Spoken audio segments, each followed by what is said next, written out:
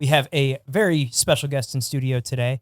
He is an MMA coach, one of the owners of ESMMA, the great and powerful Erik Steenberg.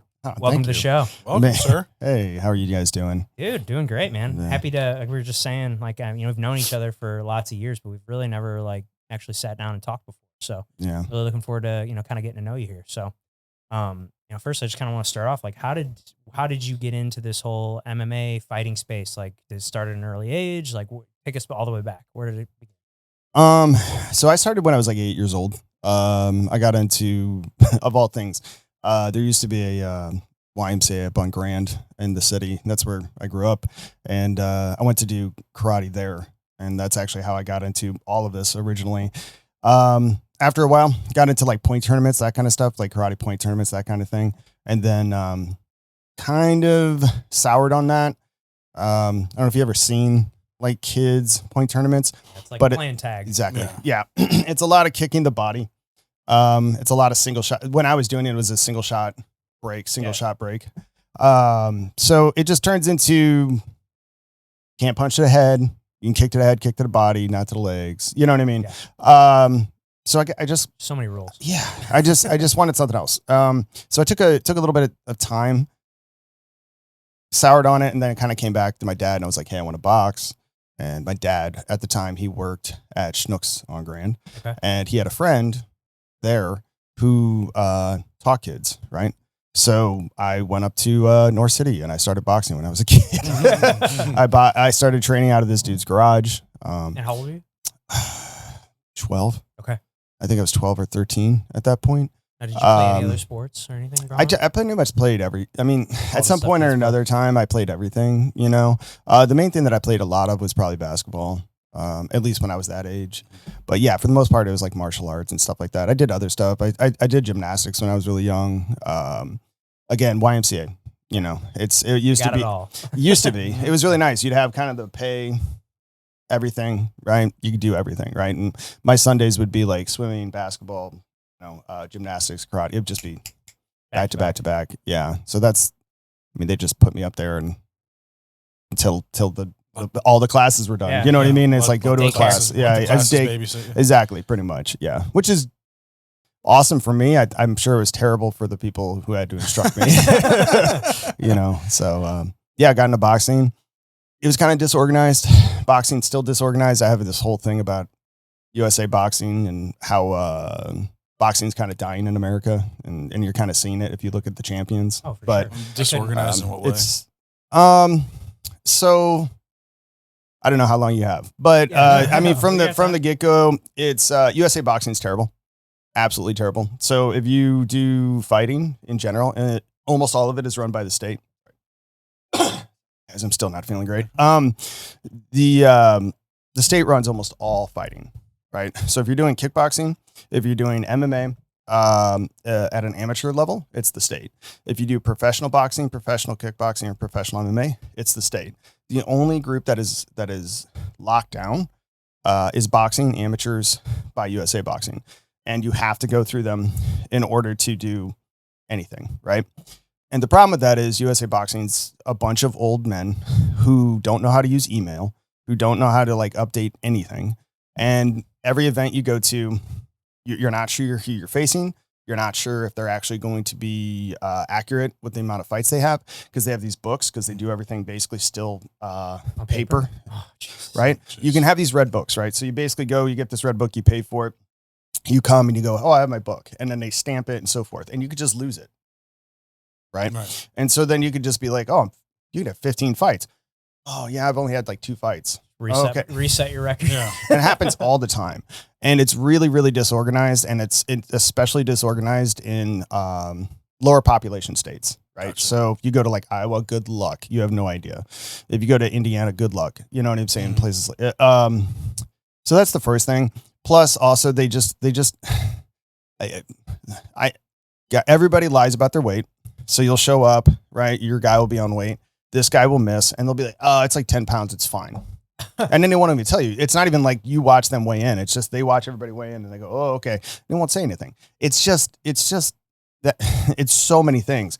And then they harp on things that don't matter at all. right? So like they don't care about the weights, they don't care about the matchups, they don't care about like making sure that people are actually matched correctly for records.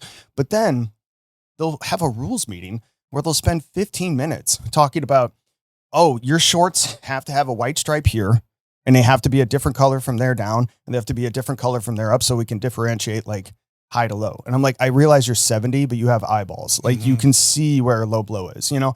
Oh, that's not the right type of tank top. Oh, your headgear is incorrect, right? And it says USA Boxing on them. And they'll still be like, yeah, well, that was last year's. Like you have to, it's just a mess, man. And it's like shit. Dude, it's horrible. It's absolutely, there we go. It's fucking horrible. It pisses me off to no end as somebody who boxed, and it was disorganized when I was younger. You know what I mean? But it's even worse now. It's well, as you've gotten older, you would think that it would advance with everything else. But it hasn't. But it hasn't. Yeah. Because the same people who are in charge then are in charge now. Right. So again, you have, like, if you go to a USA boxing event, like next time you go to a boxing event that has amateur boxing, that's just amateur boxing, look around at who's in charge official wise. And what you're going to see is everybody is like 70 years old. And again, I'm not trying to harp on people who are older, but if you email them for like questions, good luck. If you try to, like, everything is just a hurdle to get past, to even get it to happen.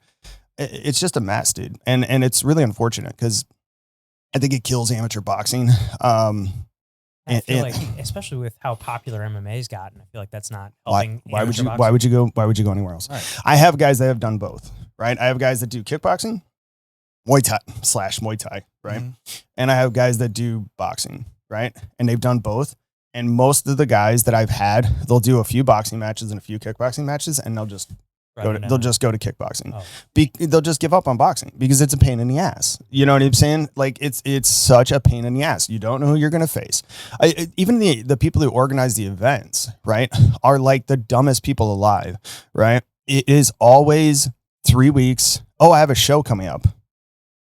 Cool. You know what I mean? Like, awesome. You know, that's not enough time to prepare. But it's just last second nonsense. You go, they don't even know the venue is going to be sometime. I mean, it's just always badly set up. I've just never been to a USA boxing event that's ever well set up. Like, sounds like a great way for somebody to get hurt too. I mean, that's another thing, man. I mean, it's very hard to be a fake jiu-jitsu coach. Right. You would agree. 100%. You would agree. Yeah. The second somebody walks in, you can just tell, right? Yeah. Well, you grapple. Give me 30 seconds with you, and I could tell you if you're. How about if they show stuff? Yeah. What about the guy who just got his black belt in 3.5 years or whatever it was? That guy. I saw that. Okay. You know what I mean? I mean, if he's training as much as he said, I mean, it's not the first time that's ever happened. We look at guys like BJ Penn, Ezra got his black belt. But Ezra was 20 years old. Right. True. BJ Penn was 20 years old, and BJ Penn is a rich kid from Hawaii who's I think he's a prince. Right. I think he's a prince in that country, in whatever. Whatever there is, right?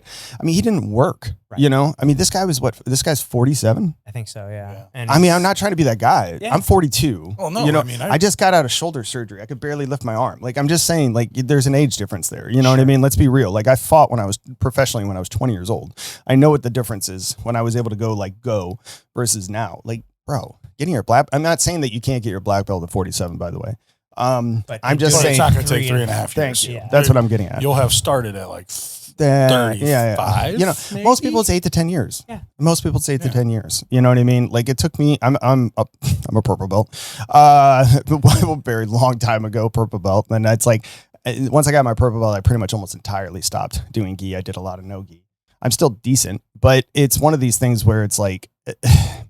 If I had to jump back into like doing gi, I'm not getting that. And like, I'm not going from my purple to a black in 3.5 years. And I teach, you know what I'm saying? Like, you know what I'm saying? Like, it's just different. Like, I don't buy that for 2 seconds, especially that guy's like a scam artist. Yeah. Different topic. Anyways. Sure. No, totally. Well, I mean, you just go and look at the comments. Like anybody that's in jiu-jitsu fucking knows. You got to be like a savant and you have to be like dedicating 8+ hours a day for 3 years. I just think I just don't know your body, especially at that. There's no way your body's keeping up with it. Yeah, 100%. Yeah, they're on the sauce. He's on, even if you're, I mean, he's on the sauce. He's not on like testosterone replacement therapy. Let's be real. We are. He's not like 6 to 1,000. You know what I mean? Like Yeah. in that range. He's not doing that. He's in. That guy's got to be like Superhuman levels. exactly right. Yeah, he's got to be like just off the charts Right. if he's really able to do that all the time. And even then, it's like your ligaments aren't going to hold up. Like your testosterone doesn't help with that. Like you still are a 47-year-old ligament joint person. You know what I mean? Whatever. So yeah, I don't know. Tell us how you really feel. Yeah, I think I saw that and I was like, okay, I don't That know.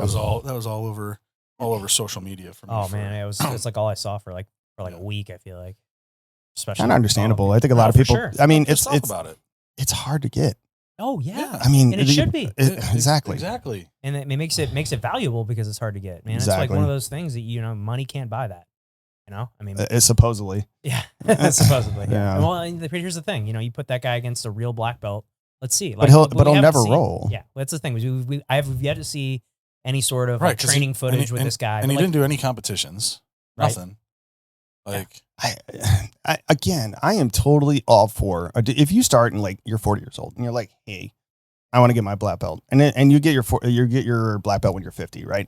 And you don't like roll hard a lot, and you don't compete that much. I'm actually okay with that, but I still think there should be a set amount of time to some extent that you're going to get it. The idea that if you are getting a black belt in 3.5 years, you better be smashing people left and right when you're rolling, and you better be competing. 100%. Right? I feel Again, like you have to absolutely. compete. As I would we're- feel like you'd want to brag about that and show it off. Like, hey, BJ Penn got his super fast, but he was smashing everybody in the world. Right. Right. Ezra got Won his Abu super. Dhabi as what?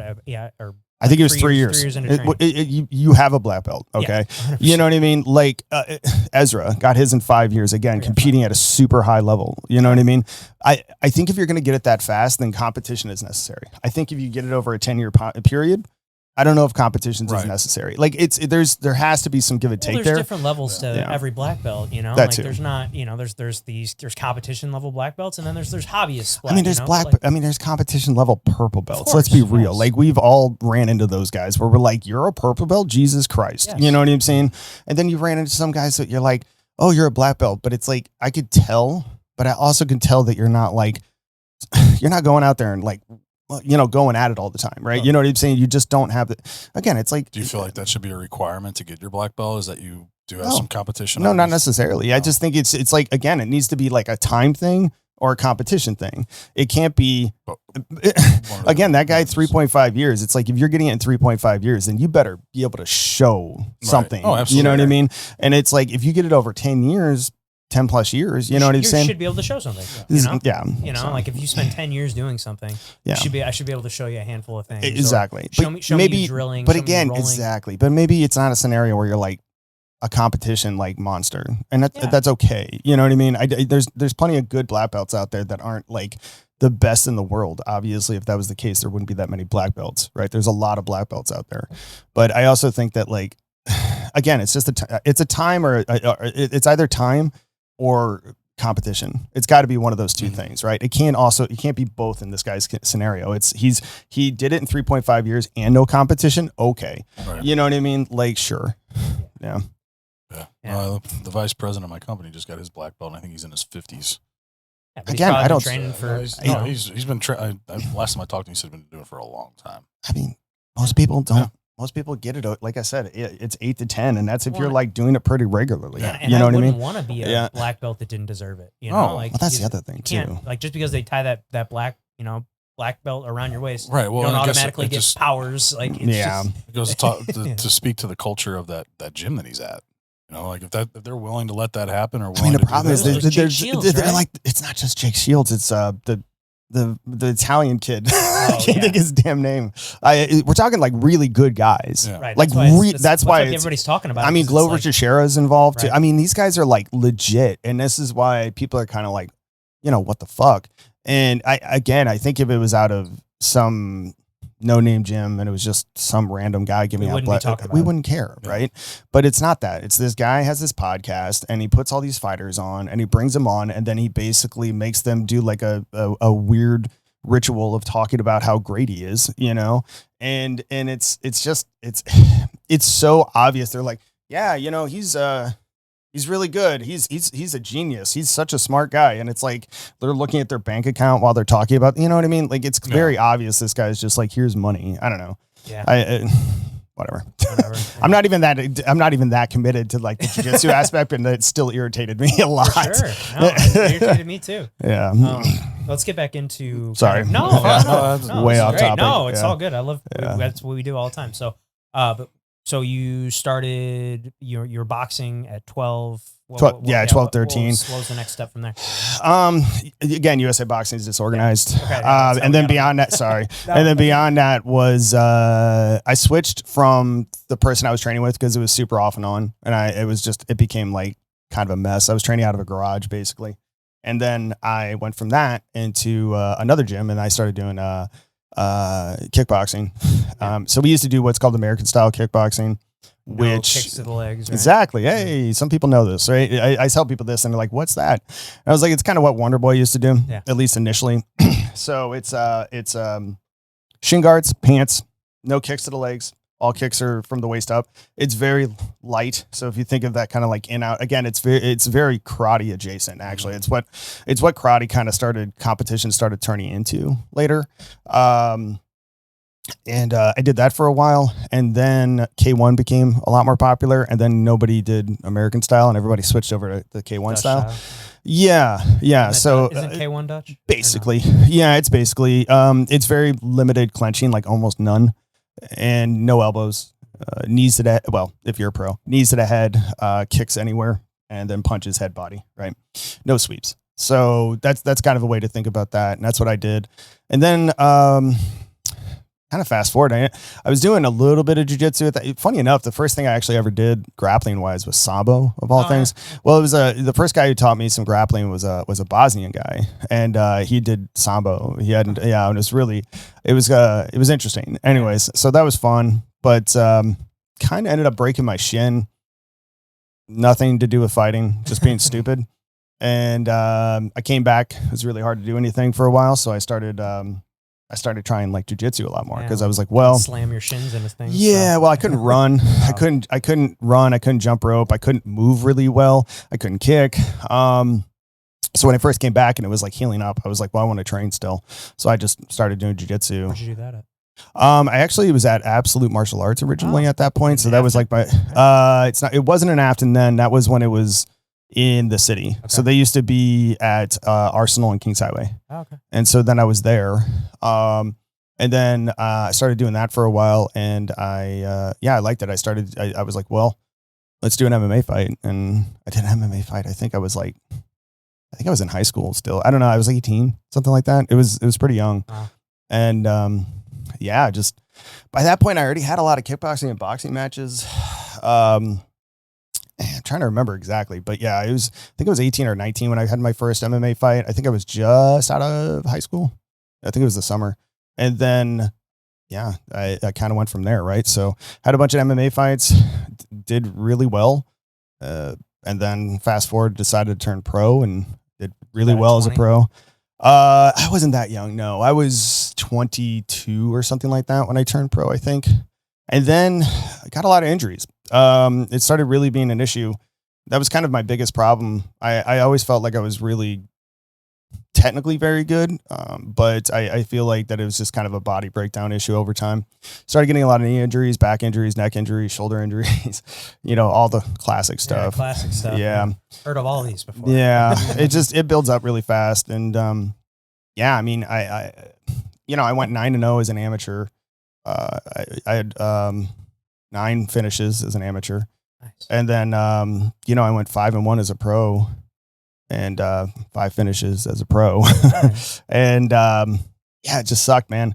I think it's just 55, 45. I was 45 at the very end of my career because I was like, well, if I can get my weight down enough, I can hang with anybody, which I feel like was true. There's guys where it's like,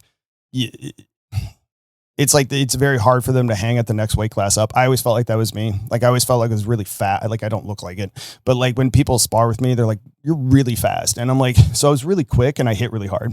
I wasn't crazy strong, right? So when I would get into like these grappling exchanges at 55, And a lot of these guys are like 200 pounds, Yeah. you know what I mean? And they're 2 inches shorter than me too. And so you just end up like, you just grappling for your life against these guys. And then you would separate and you're just like, oh, you know what I mean? Like it just sucks it out of you. And then when I would do the same thing at 45, I'm like, these guys are babies. Like these are little kids. You know what I'm saying? Like for the most part, they feel like kids. You know what I'm saying? They just feel so small and light. And I was just like, oh, this is easy. And then I'm like hitting these guys and I'm just like, man, I'm rocking these dudes like when I touch them. And but yeah, I mean the biggest problem again was just injuries. Yeah, I mean, I tried to go at this point I'm at Finney's. I tried to I had like 4 camps like back to back where I tried to get back into it. Had a huge knee injury, had to get surgery. What'd you have? Trying to remember the first one. The first one, I shouldn't say huge injury. The second one was the huge injury. My mistake. The first one was I messed it up and then I was kind of like, no, it's fine. And then I was like, I got to take a little time. And then I came back and then I messed it up. And then it was meniscus and cartilage was the first one. And they were like, yeah, it's not great in there, you know, just being honest. And then the second time was ACL, MCL, I think is what it was. Yeah. Yeah. And that one was really bad. So that one felt like somebody shot me in my knee with like a 22 is kind of how to describe that one. That was rough. Some people like blow out their ACL and they seem fine. Yeah. Like there's and I just don't understand it. There's a guy we train with and he tore his ACL in a jiu-jitsu tournament probably like a year and a half ago. And he's like a he's like a personal trainer and he's like, I mean, he looks like a Greek god, you know, of course. Like, yeah. And, you know, he just like basically like did a bunch of like knee rehab stuff and, you know, and went and talked to his doctor and was like, about getting, he's like, you're really not having any problems. He's back to training now full time. That's wild. Yeah. I mean, I rolled with him the other day. I don't know how that's possible because when I did it, it was so bad that I was like, I was basically unable to walk. So I don't know how, like it's weird. There was that one guy in the NCAA wrestling tournament. I think he had both his ACLs gone and he won, I think. And I'm just like, well, maybe if it was just your ACL, not both. Yeah, maybe. I don't know. I think it was just a matter of everything. Yeah. It was just time. Kicking super hard my whole life. You know what I mean? Wrestling, and you know, is really hard on your knees. And oh yeah, you know, I've got knee issues. I think all of us do. You know, so I don't know. After that, I kind of it just got frustrating, right? Yeah. It got super frustrating. Just keep trying to keep getting hurt. Yeah, and it was just like camp after camp after camp. I was like, all right, I'm going to start getting back in shape. And I'm going to take a fight when I feel like I'm in shape. And I would start ramping up and it would be like injury, ramp up, injury, ramp up, injury. And then it was starting to take a toll also on like head trauma and stuff like that. Because the problem is like every time you ramp back up from being out of shape, especially from injury, you're getting dinged up. So it's like one of these things where when you're in shape, you're not getting hit as much and so forth. Now it's like I'm getting hit way more. So it just compounds. And I think that's one of the things that people don't appreciate when they think of like athleticism. Everybody thinks of like speed, you know, strength, endurance, and all this stuff. One of the biggest thing in combat sports, athleticism wise, is just durability, right? There's so many guys out there that are athletic freaks and they have zero durability, so they can just never make it to fights, or they do really good and they have this very like fast, you know, ascension, and then they get injured and they're just never the same. You know what I mean? Or they get knocked out. They got knocked out. Yeah, exactly. Yeah, exactly. Just like you just touch them on the chin. Exactly. And I've seen more guys not be able to reach the level they should just because of durability, not because of other reasons. Like I think it's an underrated thing in my opinion. I see it all the time. There's just some guys that just can't. Their bodies are not going to hold up to it. Not to the training that you need to be like in the UFC. That's for sure. Right. And it's not necessarily something you can just train. There's nothing you can do about it. I mean, that's what sucks about that one the most. It's like you can get a little stronger, you can get a little faster, you can increase your endurance to an extent. We all only have a rubber band within ourselves to move, and you can get a little more durable. You could do certain things, but man, if your ACLs are bad, it just is going to go. It's going to go. And, you know, if you have joint issues consistently, it's what it is. If you have shoulders issue, I mean, there's a kid I know. I can't think of his name, Cole, a kid that I trained for a while. He was a really good wrestler. You know, we kept trying to get him fights. I mean, he's shoulder surgery, you know, this issue. And he's really good, like really, really good. And it's like, he's never fought. And it's like, I joke, I'm like, you're one of the more dangerous kids I've ever trained that just doesn't fight, that has never fought. And it's just a lot of injuries. And now it's more life stuff with him, but it was so many injuries, you know, it sucks. Yeah. So at what point, where you kind of decided to hang it up? And is that when you kind of just decided to go full in on coaching? Sorta. Yeah. So I started coaching a lot more when I kind of was like, well, I can at least make money. And you're in the gym. You know, I'm in the gym and I'm training. And also like people saw me and like, they're like, oh, you're good, you know? And I knew what I was talking about. I think some people are good and don't know what they're talking about. You know what I'm saying? Sure. Yeah, there's people that are out there that are very good themselves, but they couldn't. Yeah, exactly. Yeah. And so I started doing that. And then I felt like I had to get a real job. So I got a real job for a while. And then it was terrible. It was, I was basically like a sales trainee for Major Brands, which is like a liquor company. More or less, that's a nice way of saying I was a merchandiser, which is another way of saying I stock shelves, right? You go to places and you go, hey, what do you need to buy? And they go, we need these out. Exactly. Right, yeah. Well, and you're just doing from the truck and I'll load it on the shelf. Pretty much. That is exactly it. Yeah. Or I'll build a display and blah, blah, blah. And it sucked and it wasn't fun. And I really disliked it, but I was like, oh, this is a real job. So I guess I have a real job now. And then I pretty much wasn't really interested in staying in St. Louis at that point. So I moved to Phoenix, basically did the same thing down there. And then personal issues kind of pulled me back to St. Louis. Just some stuff with my mom kind of brought me back. And then, after that, I was like, I don't want to do merchandising anymore. So I just kind of went like headfirst into, at that point, I was kind of like, I'm probably never going to fight again. Like this is done. Right. So headfirst into coaching. And I really, I've been training people since I was like 18. I started teaching classes when I was really young. You know what I mean? So I've been doing that as 20 years now. Yeah. So, I've been teaching classes forever, but that was like when I went like, okay, this is what I'm going to do. Let's do this. And I always wanted to, but that was when I kind of really dedicated myself to 100%. This is what I'm doing. This is the only job I'm going to have. I'm going to do lessons. I'm going to do classes, all that stuff. And kind of went from there. So, that's when was Finney's the first place you started? Were you going? No, I worked at other places before that, but Finney's was the spot that I really like solidified becoming like full-time coach. Yeah. That was when I was teaching almost all the striking classes there at that point. And then I was also teaching a lot of private lessons.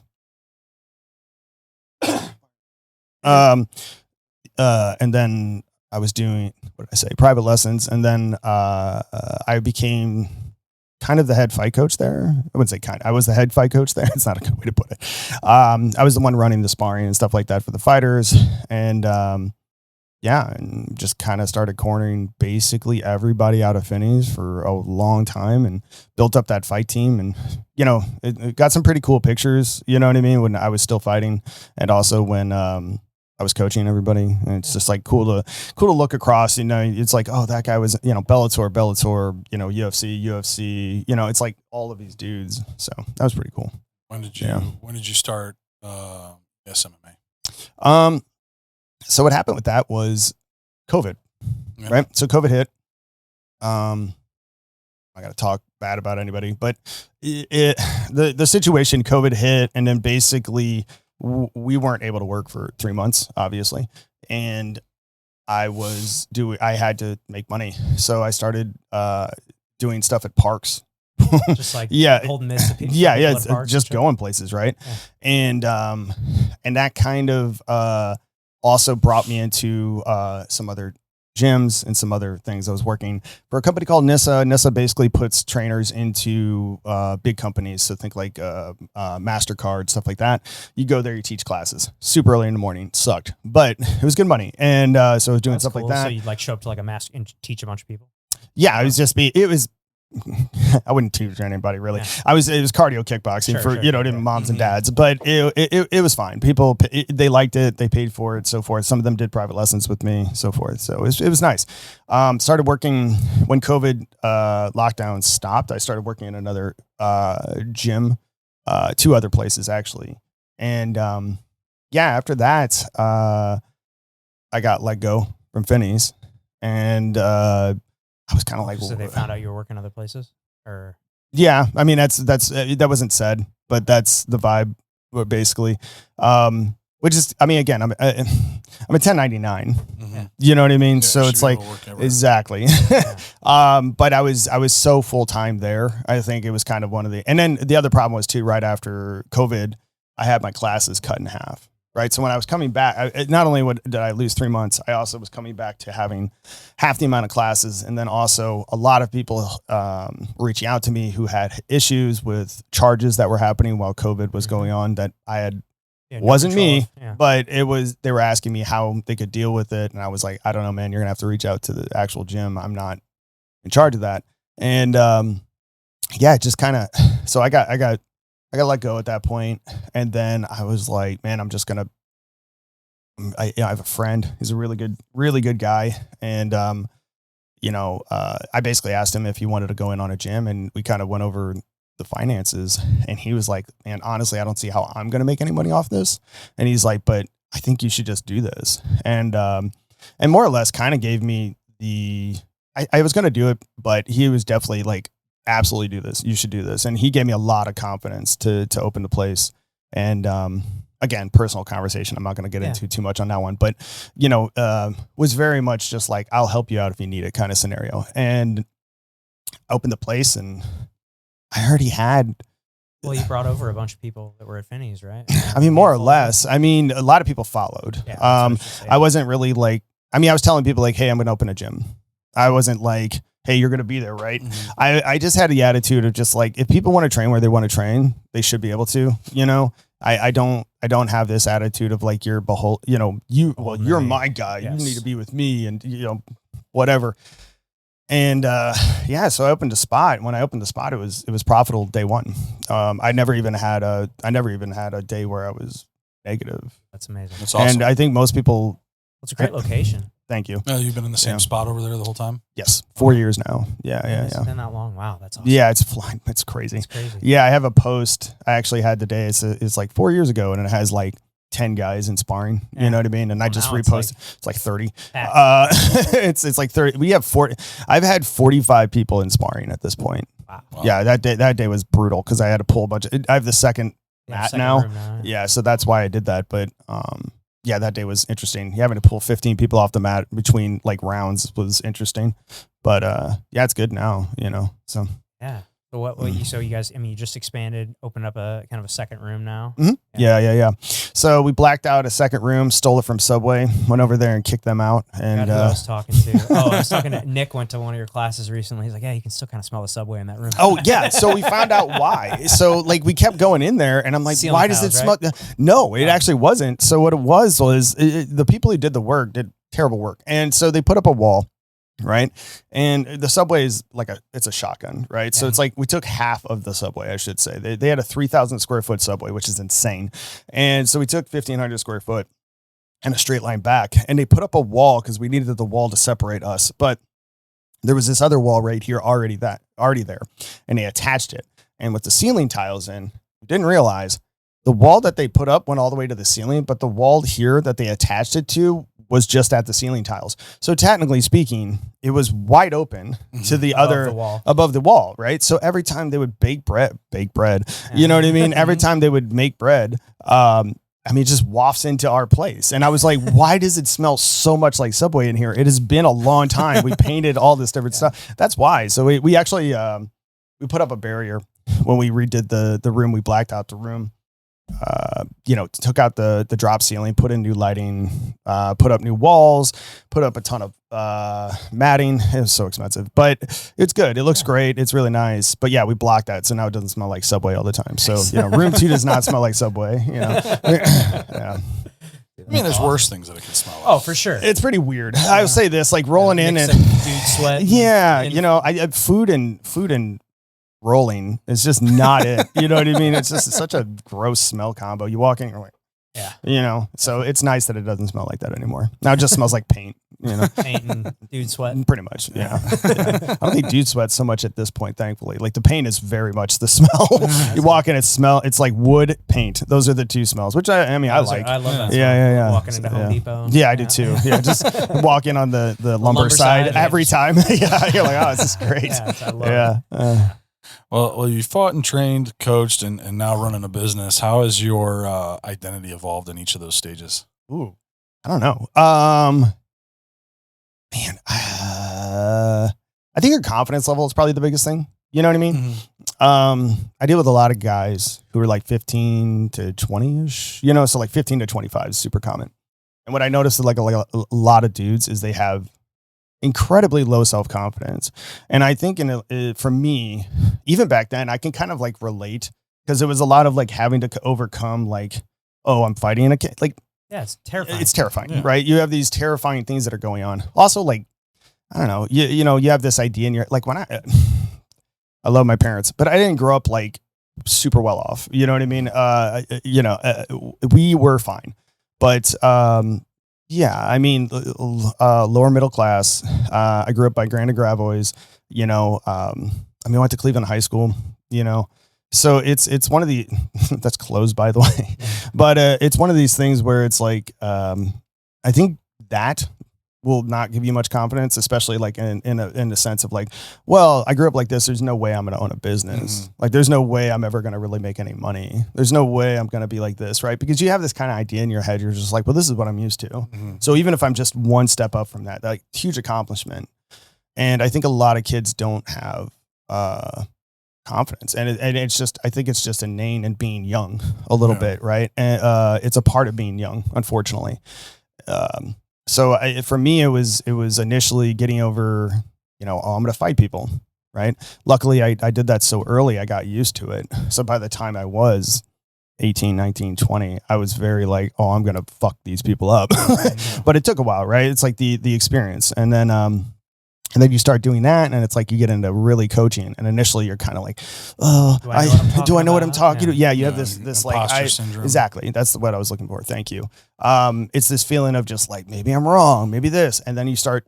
Yeah, what if they call me out and they say something and they ask me something that I don't know? Don't know. Exactly. Like, yeah. And it's like, this is what I will say to all coaches. You don't know everything. So it's okay. Like, some guys are going to ask you a question and you're going to go, you know what? I don't actually know the answer to that. And that's fine.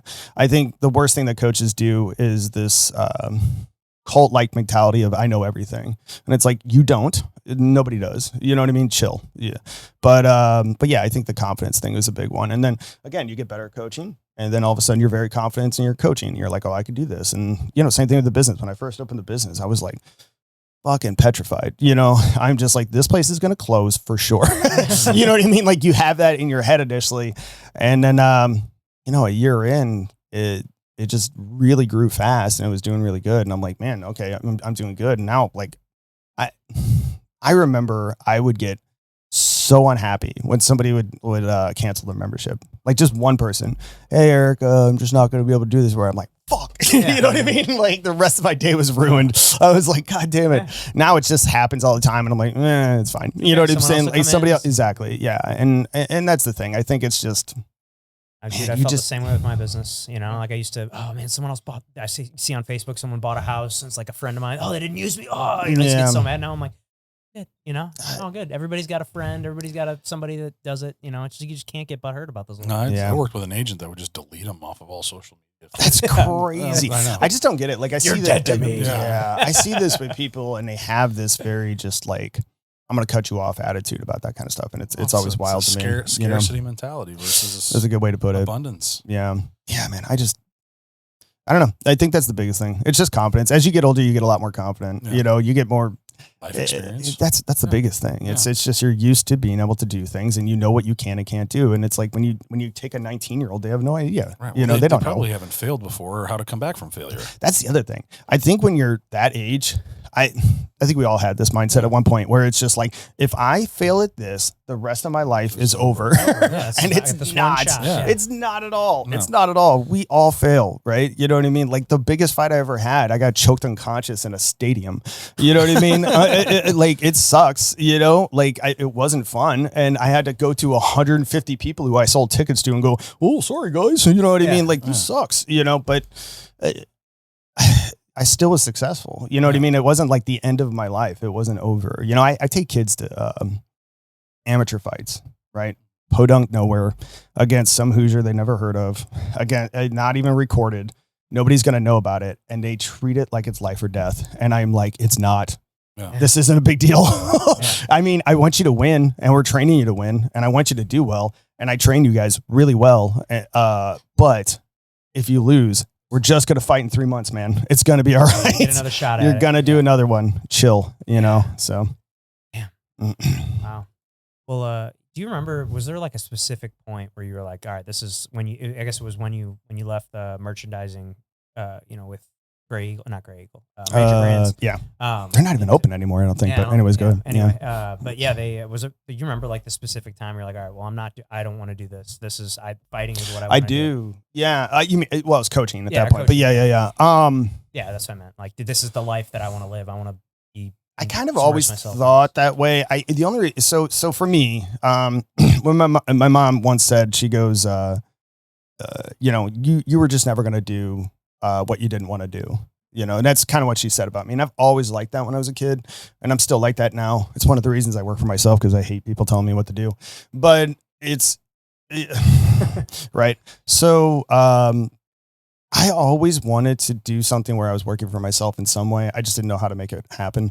And then I got a little older and I started feeling like, oh man, like you got to be a grown up. You have to do like a real job. You know what I'm saying? We all have that feeling. We all have that feeling. Like I went to college with no intention of I had no idea what I wanted to do. I was like, I'll get a marketing degree and I'll figure it out later. I just wanted to hang out with my buddies for 4 years. Yeah. At the time the world was in a crisis, so I'm like, if I know finance, I'd probably be pretty good. I think I'll be all right. That's funny. But yeah, I mean, I always wanted to be in that situation. And I think I hit a point where I was like, I need to grow up. I need to have a real job. I need to do something secure, all this stuff. My dad was always very well intentioned, but I think all dads are like this. They're like, you're going to fucking die if you don't make money, if you don't have a secure job. And, and that was his attitude about it, which I appreciate. So I got like a real job, and I kind of hit a point where I'm just like, even when I was younger, I used to think like this, but I really hit it when I started doing that. I go, I would rather be dead than do this, and that sounds a little extreme, but that's actually what I feel like. Legitimately speaking, I will never be functional in a scenario where I would have to work in an office. I will never be functional in a scenario where I have to work directly under most people. You know what I mean? Like I just won't, and I will do almost anything to make it to where I can do things for myself, and just work for myself. And I think if you're essentially not like that, you probably don't want to work for yourself. Yeah, I think for everybody. It's not. I don't think it's for everybody. But I know it's for me. That's what I would say. I know it's for me, and it's so obvious it's for me at this point. It took this long. I'm 42 finally, but it kind of got here finally, thank God. But yeah, I can't see it any other way. I just can't, and that was the big thing. I was like, this sucks, and I'd rather be dead than keep doing this. It sounds so extreme. It's not some like, I don't live in like a third world country where I'm like war torn and things suck. I don't want to sound like that, but for me personally, that is how it felt. I just knew I couldn't just do this. I just couldn't do it for somebody else. I can't. Dude, I can totally relate. I mean, the last like kind of not real. I mean, I would say I have a real job now, but like last W-2 job I had. I remember that feeling like Sunday night before I was like, fuck, I got to go spend 5 days in a row at this fucking job that I cannot stand. Just like watching the clock, waiting for the time to go by. I mean, do you want to? I don't want to feel like I have to come home and like drink or do drugs in order to get through my week. Yeah. Does that make sense? Yeah, like sure. that, and that is like honestly what that was feeling like at that point. Like a lot of guys that you work with, they numb themselves through the week to get through these weeks, and I'm just like, man, like you are killing yourself. That is what you're doing. It's exactly what you're doing. You're just doing it really, really slow. Mm-hmm. You know what I mean? And so I don't know, man. I just can't do it. I'd rather do so many things other than that. I just can't. So, yeah. Well, now, you've been into basically sports that's just all on you. What have you learned about building a team over that time? Cause you just talked about being on your own, working for yourself. What's it like, Kevin, trying to build a team to support you? That's actually interesting because I just did payroll. But yeah, it's really good. So I think the biggest thing is culture, right? If you create good culture, everything else is easy. Again, you're at gyms, you know what it's like. You go somewhere, culture sucks. Yep. It's not fun to be there. Nobody really wants to be there. People are assholes. They treat you like assholes. They rip submissions. They hit you as hard as they can, that kind of stuff. They use you, that's a bad culture. And I think you gotta that translates over to everything. Yeah. If you create a good culture, you will naturally surround yourself over time with people who are like-minded, who also want to be, good people, right? I have such a good group of just human beings that are surrounding me at my gym. They're just good people. Yeah. And I know they're good people because I know it, but beyond that, when you go to other gyms, right? I always get coaches being like, man, your guys are great. Great, super respectful, work super hard, don't complain, listen really well, all of that stuff, right? Those are the kind of people, if you have a good culture and you're like that, they're going to be attracted to you and they're going to follow and, lead from the front, right? It's like, you got to be the person that if you're kind of a shitbag, you're going to attract other people. Exactly. Right. And it's like, you're going to have people who are going to steal from you. You're going to have people who are going to show up late. They're not going to do their job. They're going to all this different stuff. But if you are showing that if you're showing that you're a good person, you're going to have more or less good people follow you. Not always, but, and you can weed those people out, as long as you're not just hiring anybody all the time. But yeah, everybody that works for me is great. I've had a lot of the same guys for 4 years. Straight. I've had one employee leave. One. Really? Only one. And that was because, frankly, he just makes a lot more money doing the other thing. And I was like, you should leave. Yeah, that's the thing is I've only been doing this for a little over a year now. And so I've only really experienced Watson's, and that was one of the big reasons. Well, Zach bringing me in there, but then just getting in there and the culture that they have there is incredible. But, meeting guys like you and some of the other gym owners that we've met, that's I'm excited once I get a little bit deeper into this and kind of get out of the being a beginner and then can kind of advance and get to some other gyms. And how long you been rolling? Let's see. I started last June, last May, did it for 3 months. I'm a big hockey player. Okay. So once September rolls around, I'm playing hockey 3 times a week. Oh, that's cool. So it kind of cuts into jiu-jitsu. So I'm going to probably tailor that back a little bit, and then once hockey's over, I got back into it this year. I think when I start back in April, something like that. And I've been going since April. Dude, that's awesome. So nice. Yeah. You're going to get your black belt in 3.5 years. Yeah. Even faster. Even faster because I'm doing it in half time. Exactly. Yeah. He's paying extra for it. Yeah, exactly. Yeah. We used to actually train. Hear that, Kyle? Yeah, it's funny. We used to train hockey players at Finney's. Yeah, we had how to fight. Yeah. Oh, really? No, yeah. Probably. Yeah, we really did. So there was a really funny drill actually that I hated, but I was young and I was like, yeah, sure, whatever. But they used to so what they would do is they put a towel around your neck, right? And it would grab the towel and you'd hold a hand pad like this, right? And you would use one of your hand, you would hold stiff arm. Yeah, exactly. Yeah. You would stiff arm them away and they would try to pull you in with the towel and hit the pad. You know what I mean?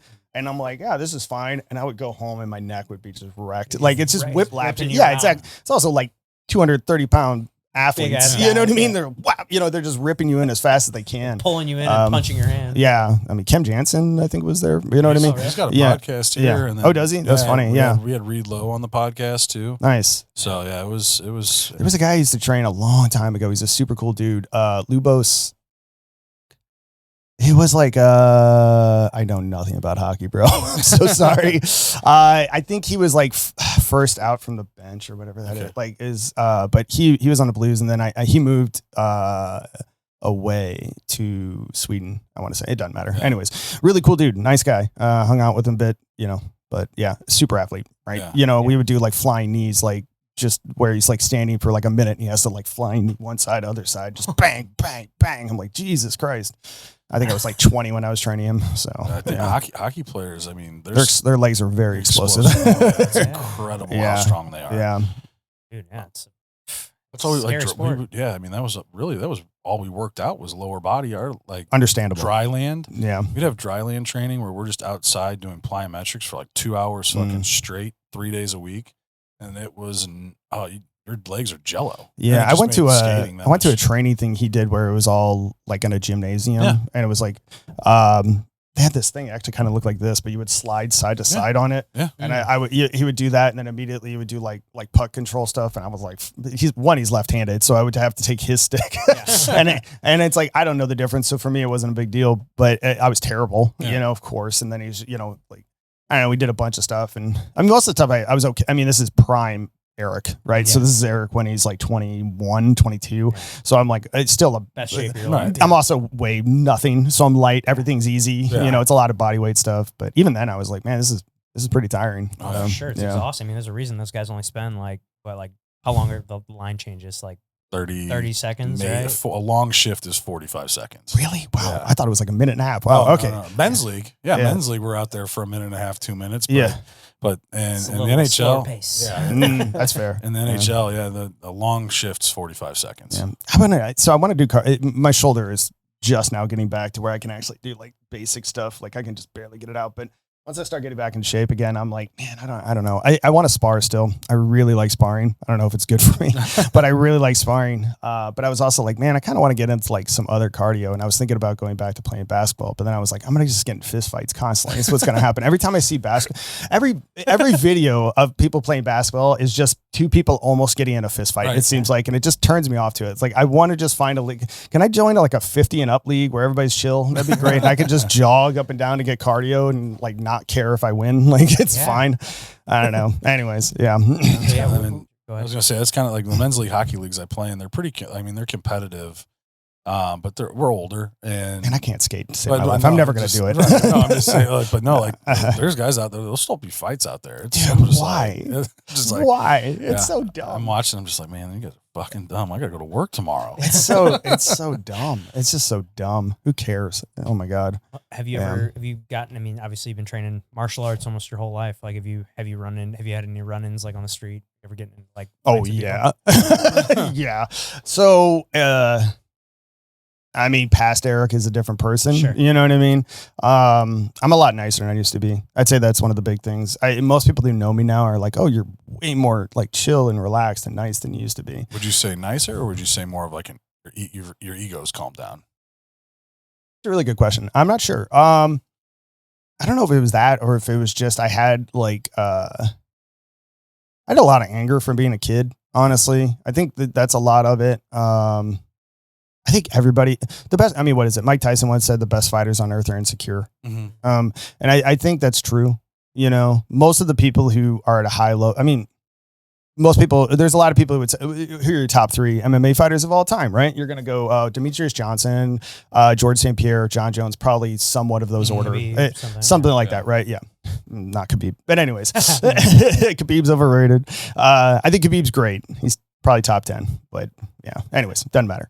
But my point is, if you actually, John Jones is prime example. I mean, look how insecure he is, like with all the stuff he does, the way he acts, all the things, he gets in arguments on Twitter with random fans. Like it's crazy, George St. Pierre got into martial arts because he was bullied, I mean, Demetrius Johnson might be the only one who's actually like kind of confident, but even him, like he's talked about stuff, you know what I mean? Well, he's a small guy. He's a small guy. So you're automatically like, you're kind of, you're fine. I met Demetrius Johnson's awesome, by the way. I've met him. He's a really nice dude. I got to do one of his seminars.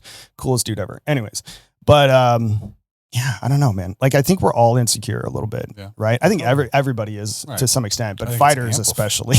That's why I got into it. I mean, that's why I got into lifting weights when I was, early, like late grade school, high school, and then I've ultimately got into wrestling and then jiu-jitsu. It's like all because I was insecure, I mean, I think that was what it stems from. Yeah, same. I mean, right after the divorce, I was fucking fat as shit, and I was hitting in the single market again. I'm like, this is not going to be attractive. Yeah, this is not ideal. No one wants to date this. But yeah. I don't know, man. I remember going to high school and just, I got bullied pretty bad when I was young. I was going to Cleveland, like.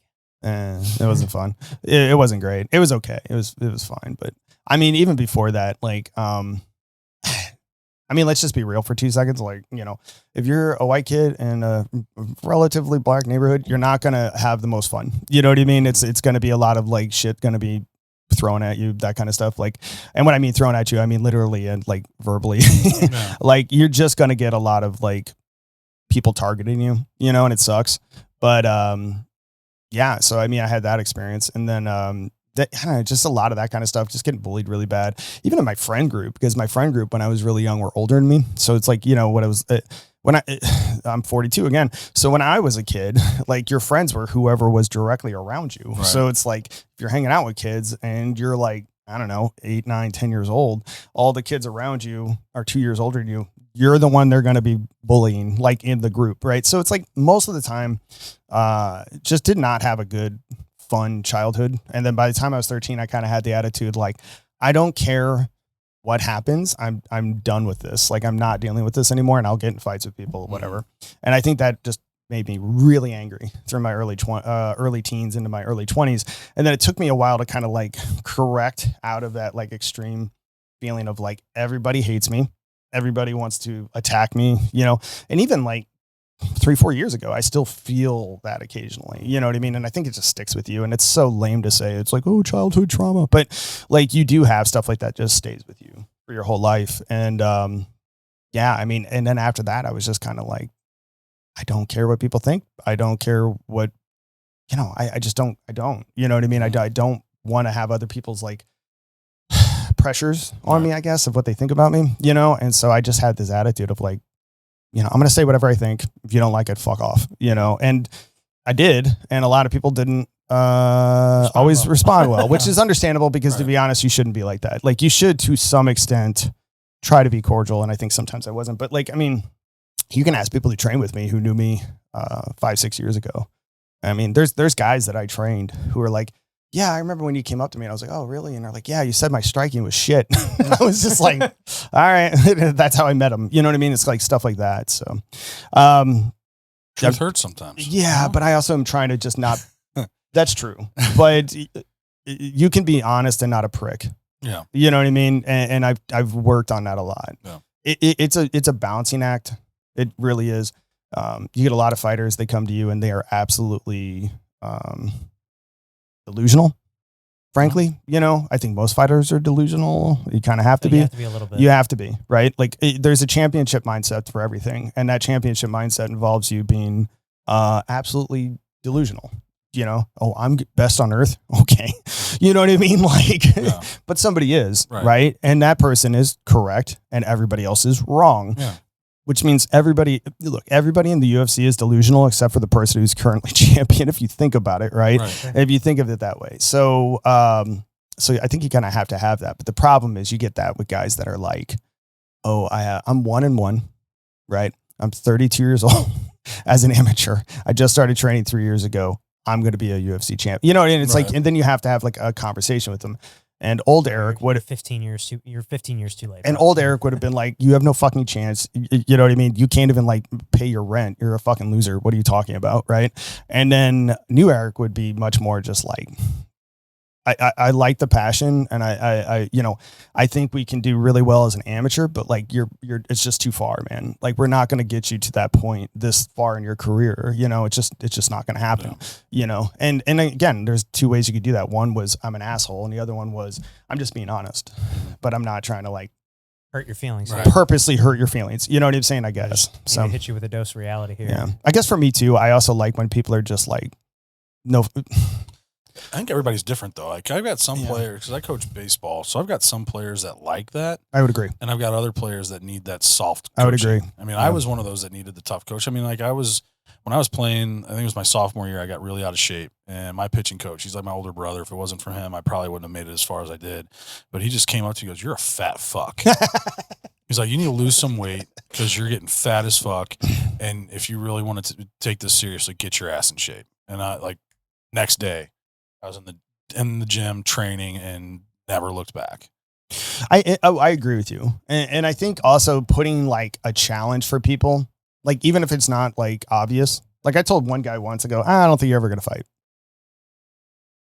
Yeah. And he fought, he did well actually. But you know, I was like, you know what I mean? And that lit a fire. Right. Sure. Everybody's different. Coaching. This is the one thing I don't like about coaches often. This is going back to, actually we kind of started this whole thing about this was the it's very, very hard to be a fake jiu-jitsu coach, right? It's very easy to be a fake striking coach.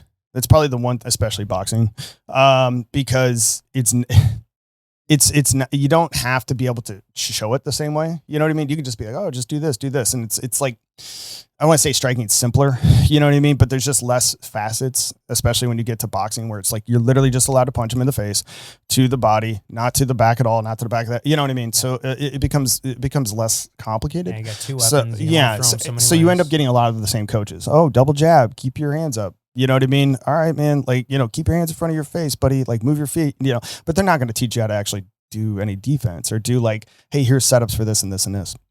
And so, at the end of the day, I think going back to the coaching thing, sorry, that's kind of a stretch, but the way you coach everybody is going to be very, very different.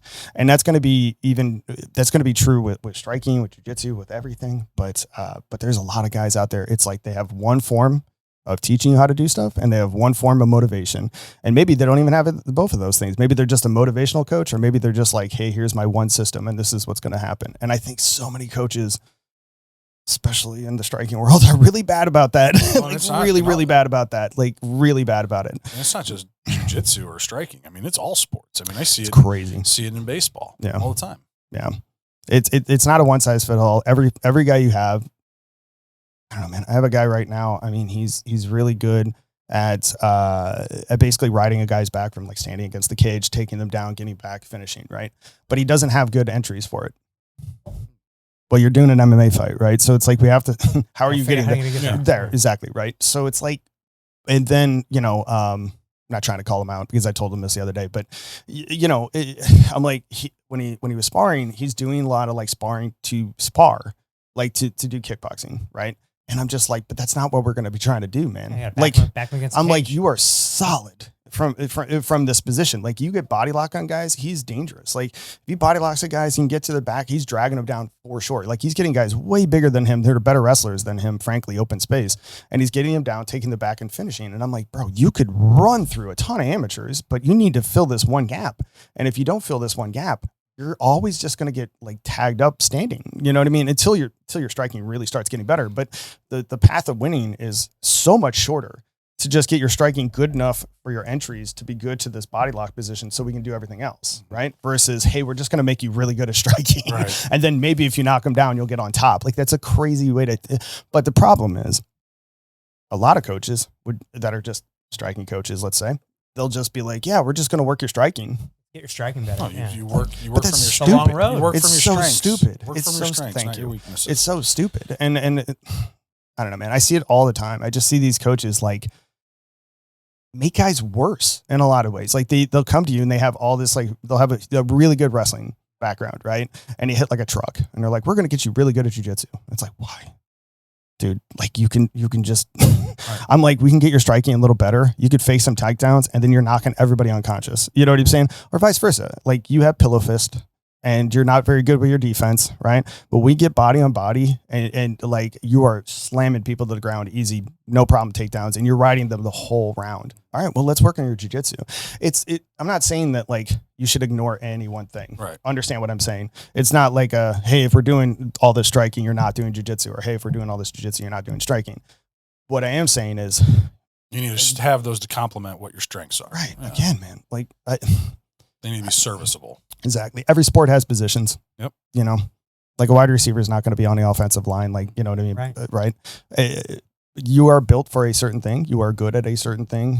You should be leaning into that as much as possible. And it's crazy to me, the number of coaches that will like pull them away from stuff that they're strong at to try to get them good at something that they're probably never going to be that good at. Right. You just need to secure that enough to where they're not horrible at it and then make their game really good. Again, look at every UFC champion forever, and for the most part you can point towards like they're really good at this, and they basically shut this down, right? Right. That's how you make champions. You know, that's my goal. That's how, you know what I mean? So anyways, yeah tangent. No well, and just kind of piggyback on that, I guess, would be like, you know, you've coached a lot of people at this point. You know, you've seen a lot of fighters, you know, taking some to some high levels. Is there an attribute that you see in a fighter that would like lead to success? Yeah, that you see like lead to them having a they more have successful to they career? have to want to fight. I know that sounds obvious, Sure. but it's shockingly not it's not as common as you think, right? I run into guys who Ben Askren talked about this recently, right? And also, by the way, super inspirational what's going on with him. Holy shit. Holy Jesus shit. Christ, man. And What also, a whatever you think stud. about the Paul brothers, them forking over the money for him to get that surgery. I mean, it's not very hard when you're in crypto scams, but Right. whatever. Anyways. At least they're using it for good cause. I guess. I'm a mixed bag on that one. I understand what you're saying. I'm happy they did it. I mean, Dana White's not a good person, in my opinion, in many ways, obviously. I mean, you had enough. Dana White bets on his blackjack at night what he could have paid for Ben Askren's surgery, you know. Anyways, Dana White's on his way out of the UFC anyways, you can tell. But what were you talking about? That's right. Attribute for fighter. Sorry. So the attribute for fighter thing is they have to want to fight. There's a lot of guys who do this thing where they say, yeah, I want to be an MMA fighter, right? And what they really mean is they want to post stuff on social media of them doing cool shit and then occasionally winning fights and not really like consistently fighting. Once you get to a certain point, the only way you're actually going to get better is to fight, right? And you just have to do it on a regular basis. And you get guys that get way the fuck out of weight or their weight class, right? Oh, I fight at 145. Bro, you're 190. You know what I mean? We're not going to be taking a fight for you. We have 4 months before we can take a fight for you now. You know what I mean? Unless you want to absolutely kill yourself to make that weight class. You're not going to get that much better in the gym for actual fighting. You know what I mean? At a certain point, like you kind of hit this like I want to say plateau. You'll still kind of do one of these, but where you'll really see the jumps is when they have a fight and you go, okay, so obviously, all the work on your takedowns against the cage didn't work at all. You know what I mean? Why is that? Well, you're failing at this, this, and this. You're not going to see that until you're really tested. And so like, if you want to get to that high level, you need to ideally get in early, right? And then the second thing is you got to want to fight. Because once you are trained to a proficient level to where you're not like, let's say it's just MMA for the sake of argument right now, where you're not absolute trash on the ground, you're not absolute trash at wrestling, that's open space and cage, and you're not absolute trash at striking, and you're winning rounds consistently, and you can make a weight class, and you're in shape. Once that happens, the best way to get way better is to fight regularly. And that's why I try to keep my guys pretty often, you know what I mean? And I just think that's important. And then the next thing is, don't be that concerned about it, especially as an amateur. Just fight often, all the time. Boxing, kickboxing, MMA, do jiu-jitsu, you know what I mean? Matches, whatever. Go to, wrestling tournaments if you can. Just sign up. Who cares? You know, it's not going to hurt you. It's only going to make you better. And what you're going to find out really fast is where you're lacking, and you can fix those things. Or you can just nullify them. Again, get good at anti it, right? Your striking's not great, and you're never going to be great at striking. Again, you just have to be good enough to where you're not getting the shit kicked out of you, and you can close the gap with your strikes to make it a wrestling match, right? Or whatever. You got to want to fight. And a lot of people don't. A lot of people say they do. And then what'll happen is they have one fight, they lose maybe, right? And then they'll be like, oh, and they'll get another fight in 3 months, and they'll win that fight, and then you won't see them for 6 months. And then they're just like, I'm going to be in the UFC. And it's like, no, you're not. Like, you're absolutely not. You're just not. It's not going to happen. Like, you have to be wanting to fight like 3 to 4 months regularly at weight. Ideally more than that, 4 to 5 times a year is like super ideal, especially as an amateur if you're young. Kendall's one of your fighters, right? Mm-hmm. Yeah, I think he was telling us about how for a while there he was stuck on one thing, and then was it you that convinced him that to come back and fight again, or like he was thinking about quitting?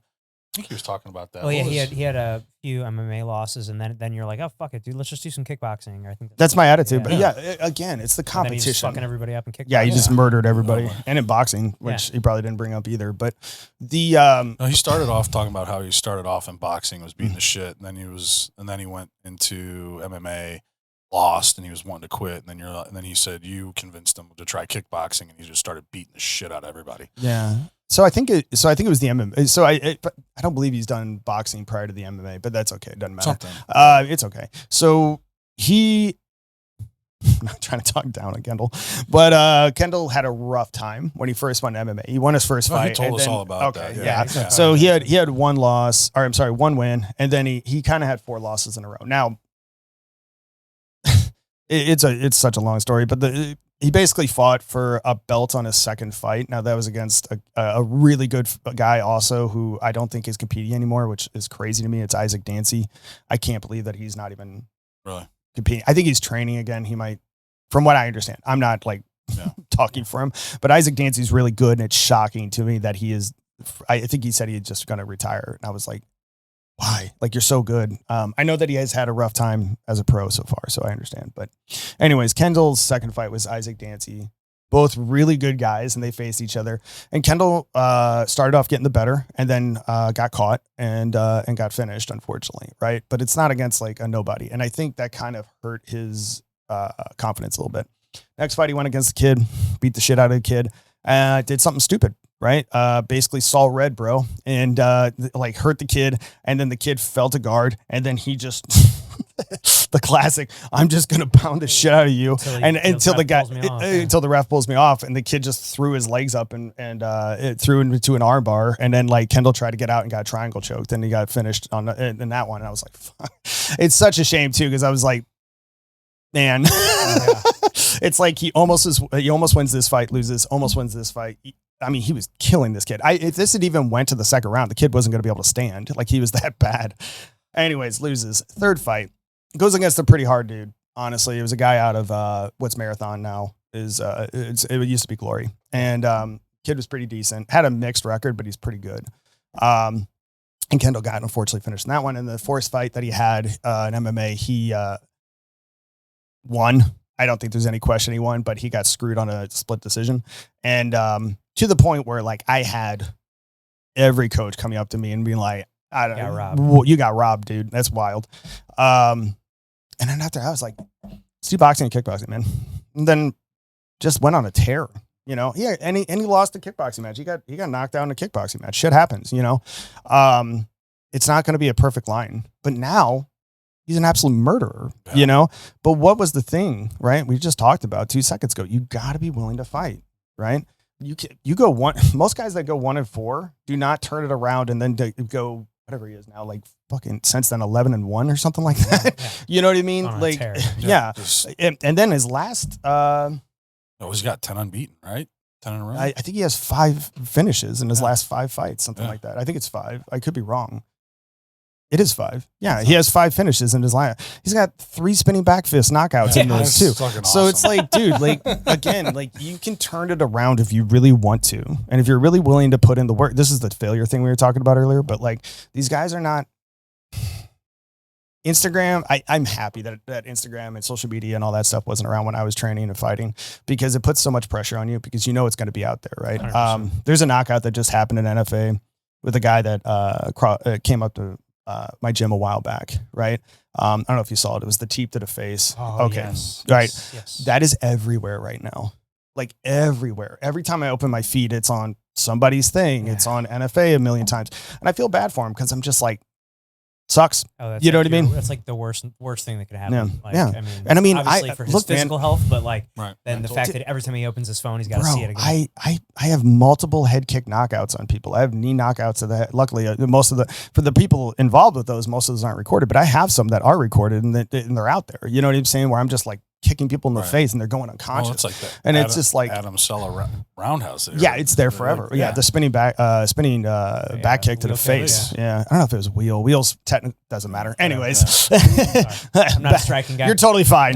Back is straight, wheel is circular. I think it was straight, but it doesn't matter. But yeah, I mean, it's hard to come back from that. It's hard to come back from that. And the only way you're going to come back from that again is you got to build your confidence back up. And the way to build your confidence back up is by having results, right? It's looking behind yourself and going, oh, I did all this stuff. And look how great it is. Look at these cool things I did, and how successful I've been since then. That's how you get confidence. It's not like telling yourself, I'm going to be confident. That's how it works, So, but yeah, be willing to fight, man. You got to fight.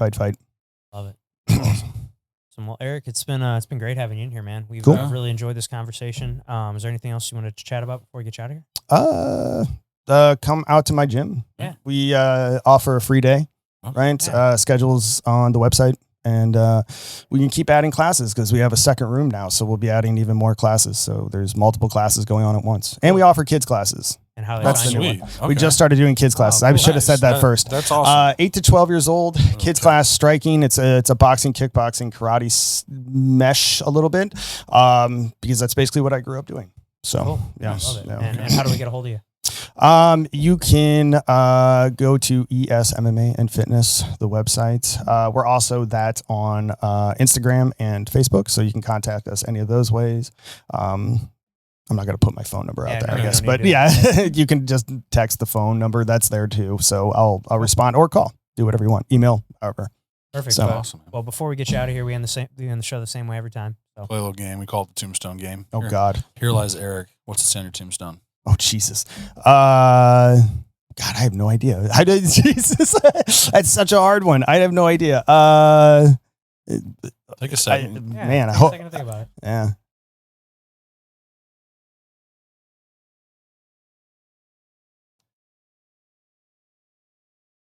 I really hope I affected people's lives positively. I would say that's something like that. That's You know what I great. mean? Yeah. That's perfect. Perfect. Yeah. Awesome. Awesome. Well, thanks to everybody at home that tuned into the show. Please click that subscribe button for us if you haven't done so already. That would help us out a ton. If you enjoyed or got anything out of this episode, make sure to share it with a friend.